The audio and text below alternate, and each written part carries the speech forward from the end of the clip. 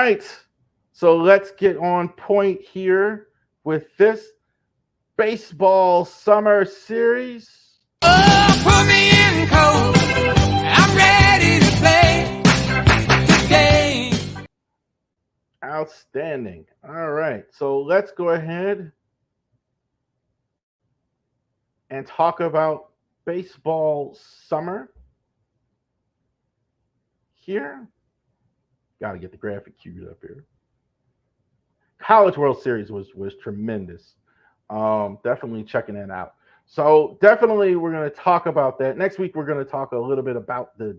We're going to start talking about the draft a little bit next week. NBA draft going on now as well. Uh, I think Bronny James is going to get drafted. By the way, like I put that poll for you Twitter guy. I think Bronny James is going to get drafted. But College World Series final, first time we had these two teams, Texas. Get that back up there.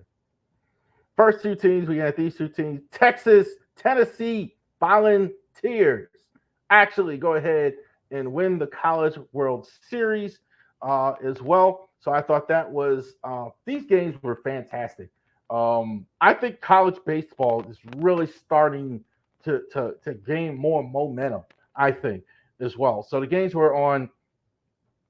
Some of you, I know a lot of you may not have watched because the times of the games kind of match the times of the Orioles as well. So I kind of had to split screen them, but I'm glad I did. I mean, these games were fantastic. Who was in the College World Series as a whole? So there was 8 teams as well, all total. The best conferences in the big in is definitely the SEC, definitely followed by the ACC. So if you watch college baseball, Maryland Terps, not so much. But a lot of the good schools are ACC teams like Virginia, North Carolina. They were in it. Florida State was in it. North Carolina State, Kentucky, Kentucky, Texas A&M, Florida, and of course Tennessee was the winner of the College World Series. I thought the Virginia North Carolina game, the first game of the whole College World Series, I watched that. That was probably the best game of the series. The Tar Heels won 2-1. In the extra innings. So many extra inning games if you watch this. The intent, I tell you what, watching amateur sports, even compared to minor leagues, the intensity, the enthusiasm on these faces, and I think now with the college game, you're seeing fans. You used to have that was a big difference. Like not a lot of people watch college baseball, but the fans now have really woke up. Peyton Manning was there. like it was an incredible atmosphere watching these games. Guy like this, we're going to talk about the draft. Brayton Montgomery broke his ankle in the super regionals, so I think that really cost them in the championship round. That they didn't have their number one guy there as well. So Brayton Montgomery didn't play for them. They do have Caden Sorrell was definitely there. Jake Lavalette was fantastic as well. Ryan Prager, I think on the mound was the reason why they won one game. I think he's a tremendous left-hander in that story. But they couldn't match the firepower of the Tennessee Volunteers. They really have a lot of good young prospects on that team. When I see a lot of those guys on Tennessee, when I see, let me get the names up here. I see a lot of Jay Buhner on the field. I see a lot of Tavares Torres was one. Blake Burke was another one. You saw the MVP there in the finals. Looking back with the screens here, Dylan Darling, I thought was a well-deserved MVP in this. Definitely, there were some guys that they have in the small town have. He was definitely the most consistent of all the players that they had. He had at the end he had a hard time lifting the trophy up. But I thought the first game of the College World, the first game of the 3 was great. I thought A&M really took it to them, but they didn't have their main guy. They just couldn't match the firepower that the Volunteers had. And definitely in the third game, the Volunteers definitely they got a big lead. 5-6. They got a couple garbage runs at the end, but I thought the Volunteers were outstanding in this series. So shout out to the Tennessee Volunteers, the national champions of college baseball. definitely check this out. Like, if you like baseball, definitely. If you haven't checked this out, definitely do that. Definitely. I mean, this is absolutely one of the better sporting events, one of the most growing that I've seen in the last since. And I was probably one of the only ones that watched it in the '80s or whatever. But definitely since then, it's absolutely grown immensely. The intensity that was there. A lot of these young players are going to go out. We're going to talk more about them next week going into the MLB draft. But it was fantastic. I really, really enjoyed the College World Series. Orioles report. So, Orioles report. Orioles not doing so well here as of late.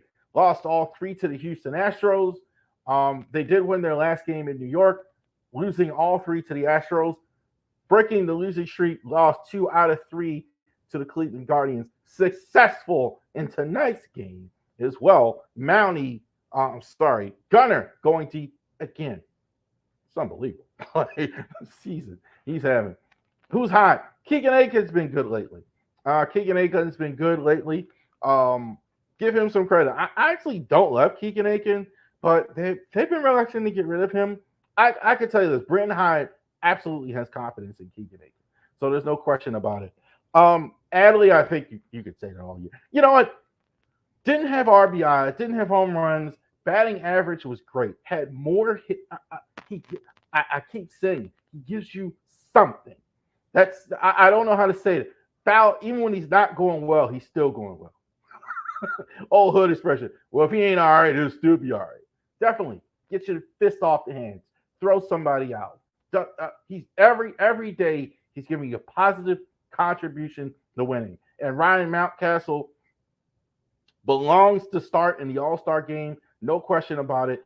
Mountie, I think him as a hitter, he's matured in the last year, since the beginning of the last year, as much as any hitter that I've seen. He used to swing at just all this garbage. After he got injured, he kind of got more selective at the plate, and it's really shown as well. Power numbers, maybe not as high, but everything else is fantastic. Ryan Mountcastle. Cowser is struggling. There was talk that he's going to be sent down when they brought up Heston Kjerstad. They didn't do that, but I think it's going to be more of a platoon. The averages just keep sliding down, so hopefully he can pull it out. Ruiz kind of warmed up, went back cold. Suarez not good in his last 2 starts. Some people said the insanity is over. I'm not going to go that far, but we'll see. Definitely trade deadline is coming. I think a lot of fans are a little worried, more worried about that than I am, at least at present as well. Talking about that, season injuries to John Means, Tyler Wells, Kyle Brash have underlined the need for the Orioles' need for starting pitching. Baltimore is suspected to pursue rotation help at the deadline. We just talked about a couple of guys. The White Sox for sure definitely got to look at Garrett Crochet. Definitely got to look at a Tyler Anderson. I think for the Angels, give them a call. Definitely Mason Miller. I don't know about that one as much. I don't know if the A's are going to be so quick, but the White Sox are definitely selling. Right? There's nothing. There's no reason for them to hold on to anything. So definitely, if you can offer them a bunch of young players, which you still have, you can absolutely do it. And they need a starter. The Orioles, I think, that's pretty much the only need. They don't need to get an outfielder. You don't need right field. You don't need all that. You need a starter. So I think that's the one thing you do need if you're going to actually go ahead and win the World Series. They did recall Heston Kjerstad. This will be his second stint in the majors this year. Kjerstad's going to play more this time. All right. The last time he kind of came up and he kind of sat the bench. He's going to play. I think with the struggles that Cowser's been having and things like that, guys are getting a little tired. That's, I think, the reason for the losing. Get a fresh body, get somebody up here to do a little bit. It's not like he's not going to play this. He's going to play. Dean Kramer made a second rehab start last night. This was a little dated, a few nights ago. Back from injury. Kramer was unable to get out of the first inning, throwing 39 pitches, 0 for 2, and 5 runs. Not concerned yet. Some guys just take a little bit longer to get back to it. We'll see. I don't think they're going to leave him down there much longer. I think you give him maybe one more start, see how he does, and then they're going to bring him up. They're going to need him. My guess is, honestly, I think they wait to start him after the All Star break, get him a little rest, and then go ahead and do it. But he's got to be better than that, like to come up. Texas Rangers is next. So definitely the Orioles are going to be playing Texas. Texas has been not quite as good this year, had a lot of injuries. Seger missed parts of a lot of this season. They're still, I think they're going to have Scherzer back now, finally. So now it's good. And the Seattle Mariners, their pitching is really good. Pitching is really good. I think their starting rotation is good. They don't have a lot of offense. They don't have a lot of offense outside of Julio Rodriguez. So that's the issue, I think, with the Mariners. Rangers, I did want to mention this with the Guardians. I didn't mention it at the top. Guardians are better than what I thought. I mean, their offense is much, much better than they even were last year and a couple years ago, even when they made the playoffs. So the Guardians look really good. I think that was another reason you lost. I think with the Astros, I think you were just maybe tired. I think the Guardians are just good. Guardians are a pretty good team. Better record than the Orioles, even though they're in a much weaker division.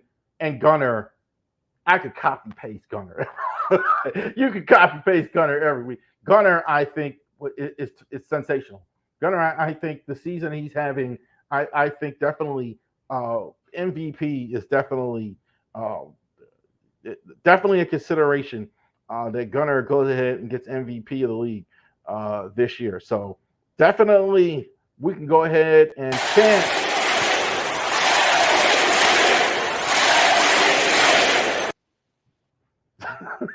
MVP for Gunnar Henderson. So thank you very much for joining us for the Ravery Sports Podcast for fans like me. Like and subscribe to all of our social media platforms.